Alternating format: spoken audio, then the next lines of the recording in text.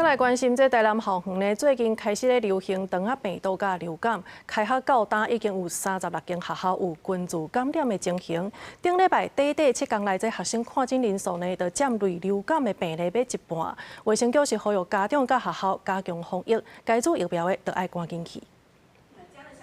教室内，大家囡仔拢挂嘴暗，叫疫情期间用的假帮，佮摕出来做防护。投诉嘛，趁上课进前，先甲专班宣导肠病毒甲流感的预防。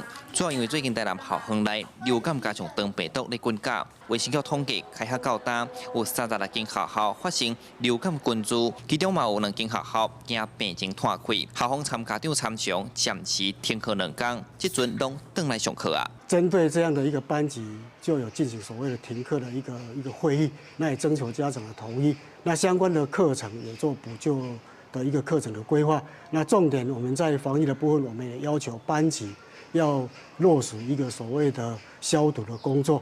卫生局指出，9月14至20短7天，类流感门诊有9637个人去看诊，其中细汉囡仔甲学生族群占45.33%。今年台南流感并发重症病例，到今累积211例，死亡有61个人。新老病院医生讲，今年流感确实有提早，医生建议到时通做疫苗，会使明显降低4成断院的几率。意思就是说，一个人大概可以传染接近2个人啊，所以。 一般你能够在学校怎么做？第一，我们还是建议，如果是有疫苗的期间，那建议大家去施打疫苗。全国第38周，就诊人次达11万多人，相较前1周增加了14.4%。另外，9月开学至今，全市共有36间学校发生流感群聚事件。卫生局要呼吁各级学校应该保持室内空气流通。